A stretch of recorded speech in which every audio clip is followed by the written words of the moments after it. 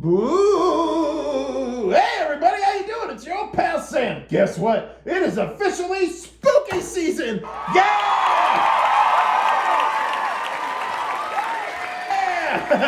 That's right. We're gonna be celebrating all month long, or what's left of it anyway. The next 2 weeks, we're gonna be bringing you all kinds of cool stuff. All right, we got classic videos, we got new videos, we got all kinds of shit coming your way. And today we're gonna be bringing you the true life creepy encounters of the Creepy Acres crew. We're gonna be having the cast and crew of Creepy Acres telling you their true life creepy encounters.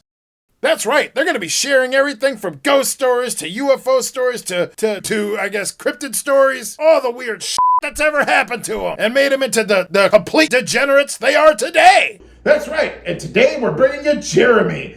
Now, Jeremy's been with us for a while. Now, Jeremy was the original voice for the skunk ape. He was also the current voice for the jackalope, and he is also the voice of Convenience Store Billy. That's right. Now, the first thing you gotta know about Jeremy is emails do not work, all right? Texts do not work. Phone calls do not work. The guy is almost impossible to get hold of, you know? He is so. We have a very special way of getting a hold of him, which we're gonna show you in a bit. It is old school, and we mean really old school. So we're just getting everything set out here, as you can see. And in a second, we're gonna get a hold of Jeremy, yeah. Is he the weird one? Well, I mean, if I'm being honest, they're all kind of weird, yeah. Oh, is he the sexy bald one? I mean, I don't know about that. I mean, but yeah, he does shave his head, yeah. Oh, okay. I'm gonna go hide my stash and lock the liquor cabinet. That's probably not a bad idea. All right, come on, everybody. All right, so now we're out in the studio part where we shoot everything. It's really just a garage, guys. It's not as glamorous as you think. All right, it's all magic of the camera. Ooh. Anyway, so we're gonna be interviewing everyone over there now. Now we need to get a hold of Jeremy, and as I said, phones don't work. Cell phones don't work. Email is, I mean, he never answers that. So we went old school. And this is really the only way to do it. This is really the only way to get a hold of the guy. And we got all of his favorite stuff there to make sure he answers. You know, we're talking, we got a letterbox edition of Pumpkinhead on DVD. We got some googly eyes, an R. Crumb comic, a good beer, and of course an Atari cartridge of E.T. And yeah, this should work. This should work. So I just gotta make a circle of salt around it for protection. Well, it's not really protection. It's just to keep him from scampering off, you know? Because without that, he'll just take off into the woods, and that'll be that. We won't see the guy again. Anyway, we don't want to repeat of Thanksgiving. Anyway, let's take care of this.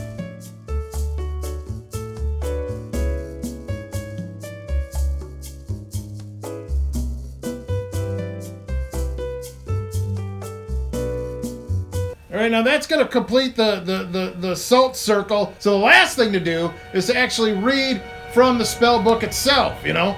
And normally I would just use my D&D manual, you know? That's got real spells in it, folks. Believe it or not, those guys already really studied their asses off. They know what they're talking about. But I do have a backup. I do have a spell book here. One last thing. Now I got one of these suckers right here. You know, in case shit gets weird. You never know what's going to come through. Just in case. It's an extra layer of protection, you know? Let's put that down there. Okay, now here we got the spell book. Now I'm going to be reading from the spell book here. And, okay, so here we go. Whew. Those some fancy words. I'm hoping I can pronounce this right. I'm a little rusty, so we'll see what I can do with this. All right. Hey. All right,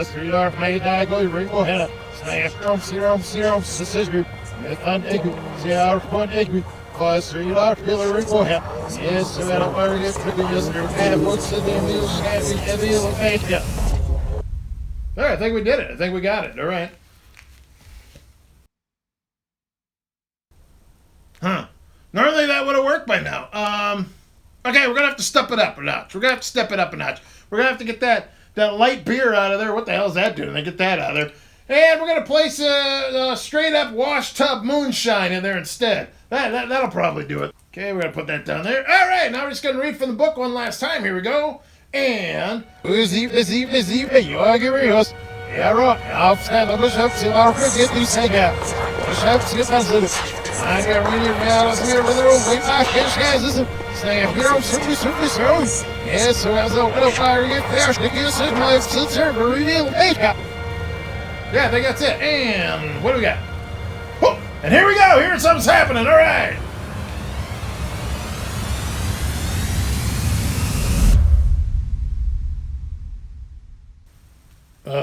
Jeremy.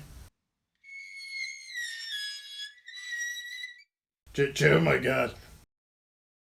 I was just wondering if maybe you wanted to share your creepy tale with myself and, of course, and with our fans. Yeah. Okay, so, I'm not gonna lie. I'm not gonna lie. I peed a little there, folks. Go ahead, man. Happens all the time. Thanks. Moved into a house with my buddy Jason. This was 2006, I want to say. He owned the house. He just broke up with his girlfriend. She took her daughter with. The bedroom I was moving into was actually her daughter's bedroom. Moved in. Everything was good for the first few months. Then one night, 3:14 in the morning, woke up, rolled over, looked in the alarm clock, and the numbers were just flashing, doing all kinds of weird stuff. Digital alarm clock. And I was like, oh, that's weird. Just kind of rolled over, went back to sleep. Didn't think much of it. Figured it just was my diseased brain. So, a few weeks later, same thing happens. But this time it was just like this overwhelming sense of dread and fear. And jumped out of bed, got out of the room, was like, okay, calmed down, went back in, turned the lights on, looked around, okay. Went back to sleep, didn't think much of it. Third time, a few months later, lying in bed, same thing, 3:14 in the morning. It always happened at 3:14 in the morning. Alarm clock, flashity. I'm like, oh, this again. Kind of tried to roll over just to ignore it, and then right by my ear, I hear this voice. And like, run out of the room, down the stairs, slept on the couch. I told my roommate about it because he got up to go to work. He's like, what are you sleeping on the couch for? And I told him, and he's like, oh, that's kind of weird because when his girlfriend was living there, her daughter was in that room. Every night at 3:14, she would come running out of that bedroom, freaking out, and she'd jump into bed with him. And it was almost nightly.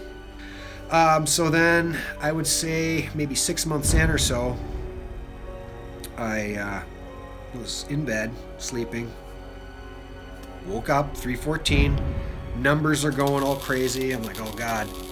And then above my head, I could hear electricity and like, it just sounded like static and electricity popping and snapping and arcing. Freaked me the hell out because the room was very cold too. So I ran out of there. Next day, my roommate comes down. He's like, oh, okay, so something happened. And he's like, you know what? At 3:14 last night, the power in my alarm clock were all flashing on and off in my room. Luckily, not too long after that, I ended up moving out. Moved down to the Twin Cities and all that, kind of forgot about it. My wife and I actually went to a convention years later. It was a horror convention, Crypticon. And we got to meet, I think he was like the middle child of the actual Amityville haunting. But we were kind of hanging out with him and stuff, talking to him and all that. And I was telling him the whole story about what happened in this house. And he just kind of had that whole like, oh God, what are these guys? And another guy's like, oh, I gotta tell you about my story about the monsters in the hair. And I was telling him the story. When I told him about that part with the electricity and all that arcing above my head, that noise and that feeling, he turned white.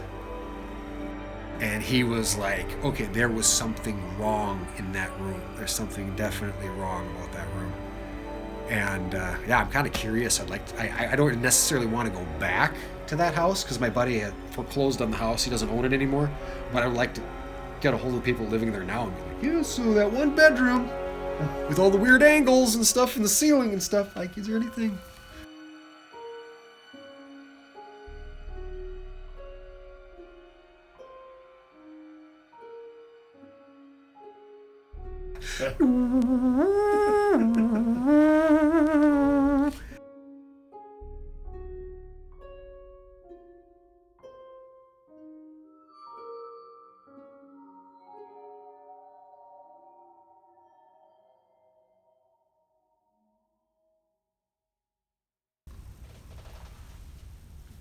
And we're gonna just we're gonna wipe out that summoning circle now. You so All right. I send you back. So. All right. Oh, here we go. I'm just gonna keep that out of the way.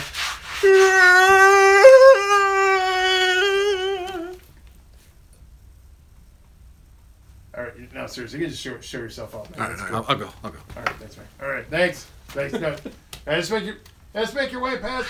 Don't pet the cat. She's got something wrong with her. She's I don't know. She's got some sort of weird skin. Yeah. All right, see you later, man. All right, bye.